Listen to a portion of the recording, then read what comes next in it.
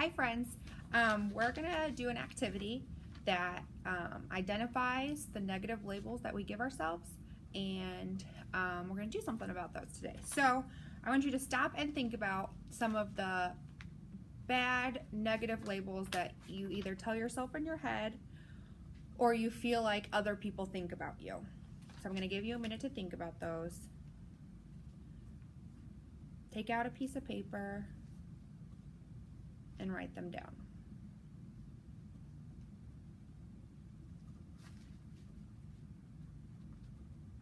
If you need to pause the video to keep writing, go ahead and do that. I wrote down a couple things that I have noticed that I say negatively about myself, or that I feel like other people think about me. Sometimes the way you think people feel about you isn't true, by the way. So some of the things I wrote down are weird, impatient, and awkward.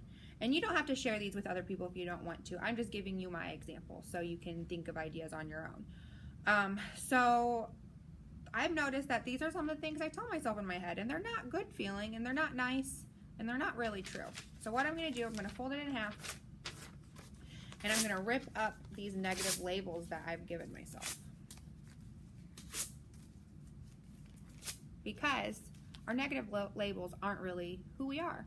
And so it's important, when you know the negative things that you tell yourself in your head, to think of ways that you can use positive self-talk to kind of like fight off those negative thoughts that you have. So for mine, some good ones are, everyone makes mistakes, and I'm learning and growing from my mistakes. And part of that is just realizing that I do make mistakes, so that's a good thing. Another thing I could tell myself is that even though maybe I feel weird or awkward, I'm also a very open person, and I like to share how I feel, and I like to share things with my friends. So that's a positive thing that I can turn from my negative thoughts. I want you to do the same.